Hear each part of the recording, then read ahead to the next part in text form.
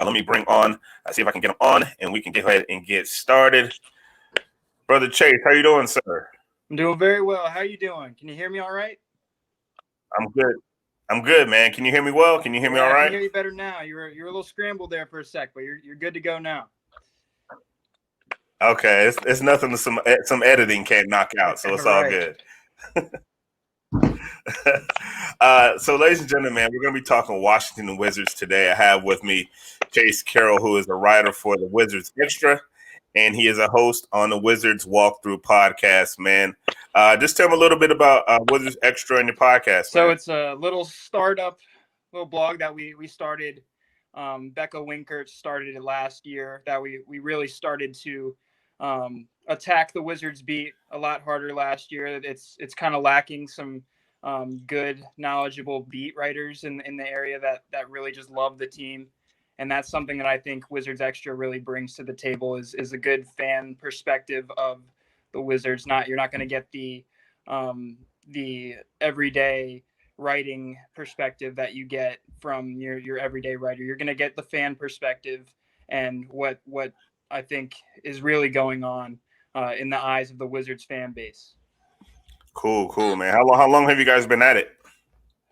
So I started just before the season last year, before the first game. Actually, I think I did my first piece. So we're a year in, and we're looking to expand it a lot more. Hopefully, we get more viewership, more reading going on. But it's a great start. We're really liking the progress we've made. Awesome, man. Awesome, man. As somebody who is, this is going to be my seventh season with covering the Atlanta Hawks, man. Just Wow. keep plugging at it, man. Keep plugging at it. Keep putting out the content. Don't worry about the numbers. Just keep plugging at it, man. Keep plugging at it. Absolutely. I want to start from last season. We're going to talk about Russ. We're going to talk about the draft picks and all that. But last year, you guys 25-47 finished ninth in the East. You guys spent a little time in the bubble, right? If my memory serves me correctly, right? You guys did a couple of playing games. Talk a little bit about last year, how you ended. So last year, I think if you look at the preseason articles of what the expectations were for the Washington Wizards, it was not a highly anticipated season for that team. It was a very young squad with Bradley Beal as the leader. He really came into his own as a superstar, in my opinion, last year, averaging over 30 a game. But at the same time, he was with a young squad that was really growing on the fly last year. They were thrown into the fire and they got heavy minutes and they were expected to perform right away. And some of them were able to really get some good production in, but at the same time, some of them showed that they really do need a little bit more growth this year as well. But at the same time, I think that they will show that they can do that this year. But as you said, the record didn't show a good year last year. There were some things that they really lacked on the defensive end, and I don't know if they really added that this year. So that's going to be interesting to see. But when you plug in a Russell Westbrook to last year's squad, you do see some things that maybe intrigue you because the young guys did like I said show some things last year. You throw in another star there that can maybe make some things happen for those guys. So last year. We're not necessarily wiping it clean because they did show some things that they can build on, but yeah, this is a new year that we're ready to see what these young guys can do. I don't think people outside of the DC area realize how much of a beloved figure John Wall was in that city. And I have family up there, and just the people that are in that area. He done so much for that city, so much for that community off the court. He loved that city. Talk a little bit about what you're losing when you trade a guy like John Wall. And we understand that business is business and it kind of is what it is. But talk about what you're losing with a guy like John Wall and how much he meant to that city.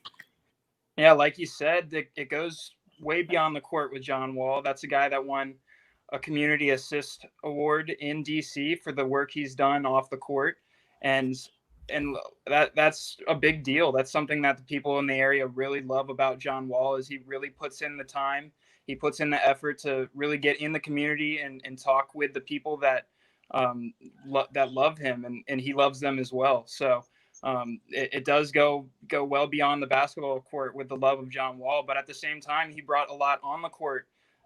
For 10 years, obviously the last 2 years he's been injured and not really able to produce on the court.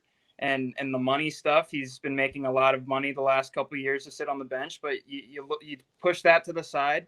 He did a lot of great things on the court for the Wizards as their number one piece for the last decade. So obviously the Wizards fan base is going to feel a certain love towards John Wall, and that's never going to go away just because he's no longer on the team. I feel like the city of Washington really still gravitates to John Wall and still wants to see him do well in Houston.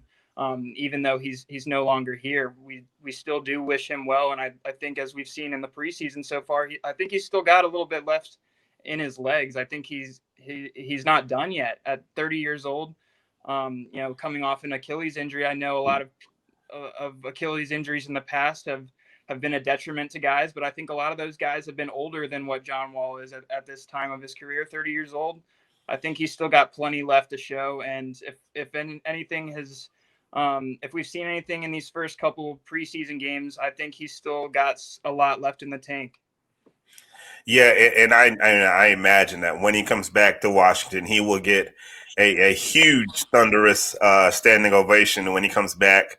And John's a very emotional guy. I imagine there'll be tears and everything, but we wish John the best. We hope he does well in Houston as well. Again, my guest host today is Chase. Chase, what's your last name again, man? Carroll. Chase Carroll. I have the ticker right there on the bottom. So if you're watching on Periscope or watching on our Facebook page, you can follow him on Twitter at Chase Carroll, all one word _ on Twitter. So make sure you give him a follow and check out his work for the Wizards. We're going to talk a little bit about Russ in just a moment, but I want to start with the roster in the offseason. Let's start with the draft. You guys drafted Danny Adija at 9th overall in the pick. Then you drafted Cassius Winston, 53rd overall. Tell me a little bit about the Adija kid, man. The kid from overseas can be a playmaker. I think getting him at 9 was kind of a steal. I thought he was going to go before that. Has he played in that first offseason game? What have you thought about? What are your initial thoughts on the guy in your first rounder? So as you said, 9 overall, I don't think anyone expected Denny to fall to Washington. And I think the fan base as well as the team are very happy that he slid to us. He has played in one preseason game so far, and if it's any indication of how good he's going to be something, because he did go 6 for 6, 3 for 3 from the 3-point line, which was coming in something that was labeled as something that wasn't strong in his game, his 3-point ability. So if he has improved on that, as it looks like he may have, that's going to be a big part of his game here in DC as well, with next to Russell Westbrook and Bradley Beal. Those are 2 stars that are going to have the ball in their hands. So if he can improve his 3-point ability, he's going to get a lot of open looks out there. But as you said, yeah, no one really expected him to come to us. So for him to fall to us at 9, I think we hit on a 9 overall pick last year in Rui Hachimura. So if they can continue that trend of hitting on number 9 overall picks, the Wizards are going to be set with a couple of good international prospects here in the next few years. Yeah, and I have to admit, man, I was a big fan of the Hachimura kid, man. I really liked him coming out of college. And again, I thought that last year he slid again. So for 2 years in a row, man, I really thought that you guys got somebody that could have easily gone top 5 as far as their talent is concerned, man. I really like the Hachimura kid. Tell me a little bit about Hachimura, what you guys kind of expect from him from the second year. What did you see from him out of his rookie year? So in his rookie year, he showed a real explosion, a real aggression that a lot of rookies, I feel like, don't show immediately. Not necessarily at the defensive end. He definitely needs to work on that. But with the ball in his hands, he's as aggressive as they come. He's going to take it to the rack on you, but he can also pull up and hit that mid-range jumper. He's very versatile at being this young into his NBA career, just a rookie last year. I think all the big name rookies that you think of, the Tyler Herros, the Zion Williamsons, the Ja Morants, Zion or Rui's rookie season, I think, got pushed to the backside. I don't think people realized playing in DC how great of a rookie year he really had. He didn't play as well in the bubble, unfortunately, coming off an injury, coming off of some time off, which everyone got. Everyone had some time off for obvious reasons with COVID. So him coming back, he was the number one option in the bubble with Bradley Beal and Davis Bertans both sitting out. So we got to see him as the number one option. And that's not really the role he's going to be in here anymore. He's probably going to be the third, fourth, fifth guy, which I think he's really well suited for in this offense. He's going to really fit in well, I think, with a Russell Westbrook and a Bradley Beal. The other guy that you guys drafted, Cassius Winston, you drafted him 53rd overall. Is the idea for him to be a two-way player? Did he make the squad? What's the deal with him? I think the idea is for him to be a two-way player to start. They have a good backup in Ish Smith who can really play a lot of minutes.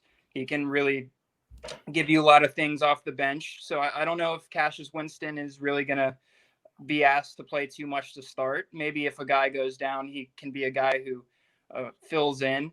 But I don't think the idea is to play him a ton to start. But I think he's really just a guy in the second round that you take who's a culture setter. He's a guy who knows how to win, and that's something that I think this team really needs to learn how to do. They have a bunch of good young talent, but they need guys that are willing to put in the work, who are willing to show what it takes to win. And I think Cassius Winston is one of those guys who has shown at the college level at Michigan State. That's a winner. That's a guy that will do whatever it takes to win, and he doesn't care about the spotlight, which I think next to guys like Russell Westbrook, like guys like Bradley Beal, you need a guy who's willing to accept his role off the bench and just give you good minutes. And I think that's something that Cassius Winston can do.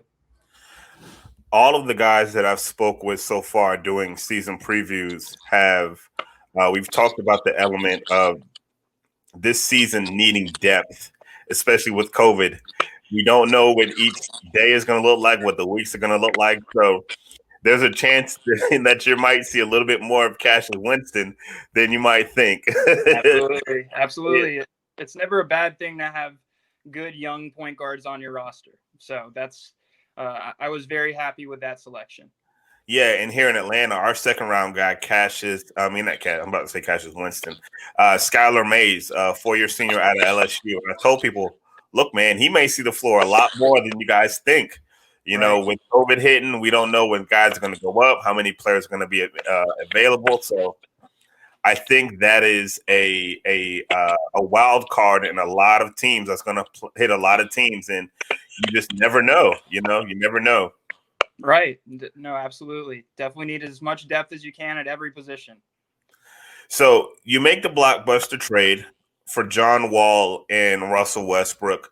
How did the city take it, knowing that, okay, Wall is out, here comes Russ? Like, tell me just the fan perspective of what Washington Wizards Twitter was saying about Russ coming in, because, it can be kind of split on Russ. No, definitely. It's a mixed bag. I think there's the obvious love of John Wall leaving. He meant a lot to this city for a decade. And I think him sitting out 2 years, we wanted to see what he could do on the court with Bradley Beal, because John Wall, we didn't get to see him play with a Bradley Beal of this caliber. We saw when John Wall was around, Bradley Beal was more so a spot-up shooter, but with John Wall sitting out about 2.5 years now, Bradley Beal's really developed at a really astronomical rate. He's really able to handle the ball himself. He's able to create shots for himself, which isn't something he was really able to do with John Wall around. So I think a lot of the fan base was really excited to see John Wall play with Bradley Beal again. But obviously, I think this is a showing that this is Bradley Beal's team now. It's nothing against John Wall or what he can do on the court, because I think he still has a lot left in the tank. But this is Bradley Beal's team now. So you bring in a Russell Westbrook. I think a lot of the fan base is mixed on how the fit will go, because I think a lot of people were hearing in the offseason that Russell Westbrook, he wanted it to be his team again. He didn't really enjoy playing alongside James Harden as the second guy, I don't think. I think he liked the spotlight to be on him, for better or for worse. But We'll see. It seems early on he's willing to accept that he's the secondary option to Bradley Beal, but who knows if that'll continue as the time goes on. I know Wizards fan base definitely wasn't happy with it to start, but I think we've really warmed up to the thought that maybe with a new change of scenery, Russell Westbrook can be what he was in OKC, or maybe even just a better version of himself in a different role, maybe a lesser role. From a personality standpoint, do you think that the personalities will fit between those two stars, between Russ and Beal? Beal seems to be more, doesn't seem to be more like a type A, so kind of like a type B personality. Russ is very type A, very type A personality, very high energetic. But for what it's worth, everybody that's played with Russ like loves Russ, outside of maybe James Harden, maybe. But like, do you think from a personality standpoint that like it could work for me? I mean, being on the court, there's definitely going to be we're definitely going to have to see how that works because they're both ball dominant guards. Right. From a personality standpoint, when I mean personality, I mean on the court, off the court. What do you think that'll look like? So I actually think it works because you look at the John Wall, Bradley Beal dynamic that had been going on for years. I think they didn't really mesh personally. They say that they love each other, and I do believe to a point that they do like each other. I just don't think that their personalities mesh, off the court. I think John Wall is more of a guy who liked to go out, like to not necessarily as much of a family guy, though now that he's had a son the last couple of years, he's become a little bit more of a family guy. But Bradley Beal with two sons has become really a family guy. He wants to really grow his family here in the DC area and be a really positive role model in the area. And I think that's something Russell Westbrook also is. I think he's a good role model off the court. He's a family guy who really cares about his kids. At least if his social media is any indication of it. It seems to be a good, hardworking guy off the court. And I think that's something that will mesh well with Bradley Beal. I think it'll actually bring the best out of Bradley Beal, especially on the defensive end. I think Russell Westbrook will bring that dog that I think Beal has only shown really offensively the last couple of years. I think the fit will work from a personality aspect. I just want to see if it'll work on the court. Now, you guys also brought in Robin Lopez, a perennial, just NBA veteran, a big body, who can come in and, get rebounds, clog up space in the paint. What was it that you guys needed as you were transitioning from, off season, you're going into this season? What is it that you feel your team needed? And do you feel that y'all got that or kind of at least somewhat addressed that in the off season? So Robin Lopez definitely filled somewhat of a need. They needed someone who could come in and clog the paint, could come in and fight for rebounds because Thomas Bryant, he's a great offensive center and he's a really good prospect, but he's really struggled defensively early on in his career. I think they're hoping that he takes strides as well defensively, but they brought in Robin Lopez to be that kind of anchor that maybe Gortat was similar to for years. Here in DC, he's a guy that'll just take up space. He's not necessarily an athlete. He's not going to do anything spectacular on the court for you, but he's a sure-handed guy that knows what he's supposed to do. And I think will fight hard for you, which is something this team really needed.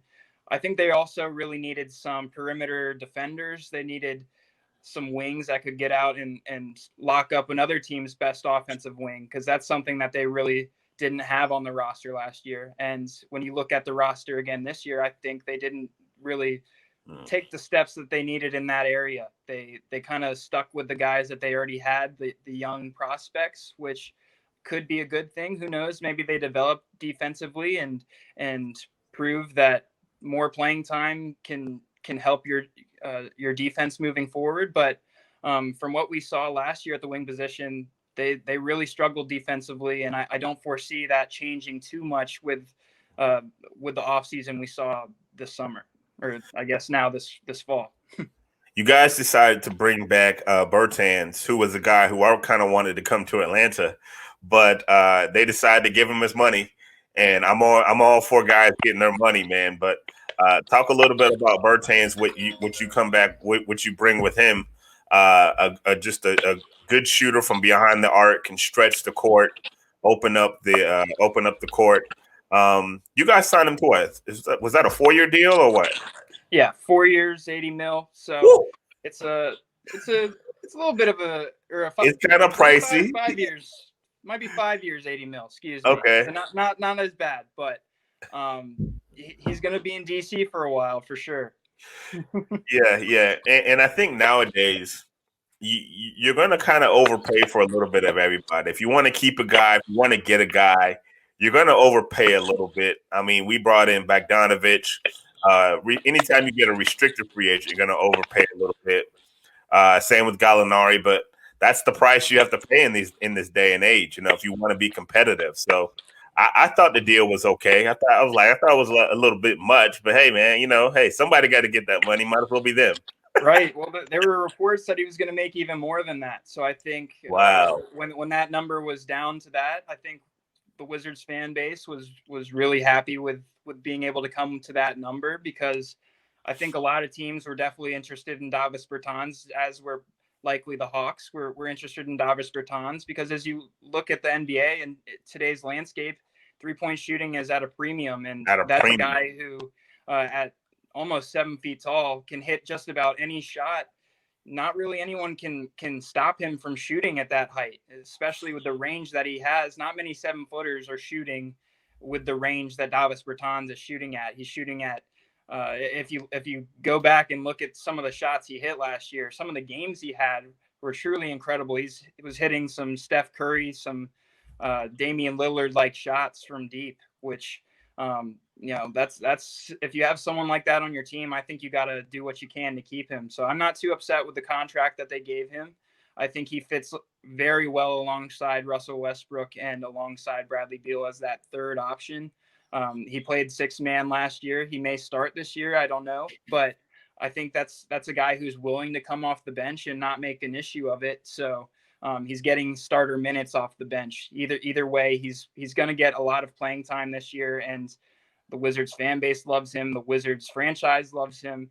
I'm excited to see him in DC for the next 5 years, hopefully. Awesome. You kind of mentioned it a little bit. Talk a little bit about the roster, and as it seems now, can you kind of foresee maybe a starting 5 for this unit so far? And then talk a little bit about the depth. Who are your second string guys? Who do you foresee as the starters? And I know a lot of that's still kind of up in the air. Even in Atlanta, Coach Pierce, he says to us that he doesn't have a starting 5 yet, but you kind of have an idea. If you were the head coach, who would your starters be? Who would your 6th and 7th man guys be? So 4 of the roster spots, 4 of the starting spots, I think are locked up with Russell Westbrook, Bradley Beal at the starting guard spots. You got Rui Hachimura and Thomas Bryant are locked there at the power forward and center spots. So that leaves the small forward position.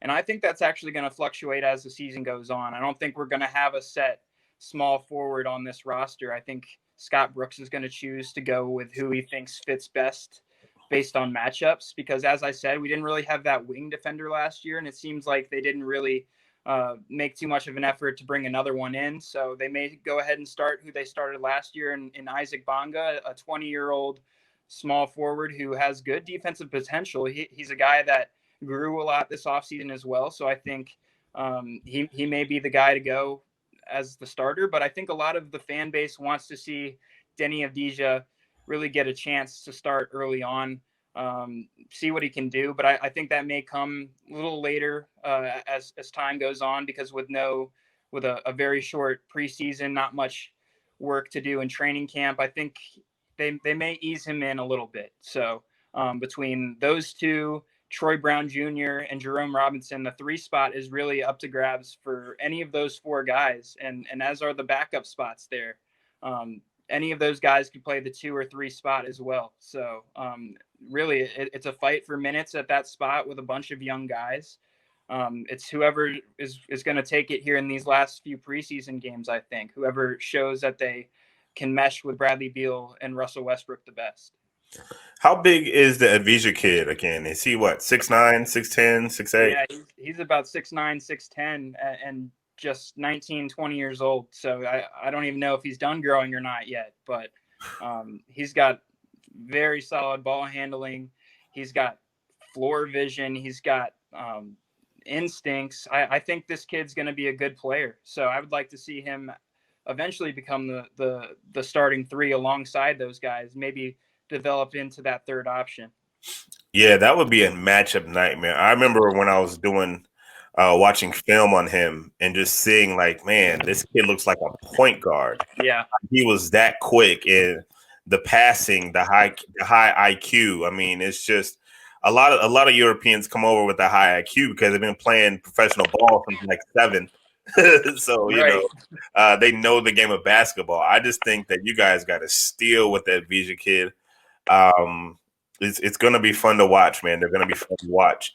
What do the next couple of days look like for you guys as far as the preseason is concerned?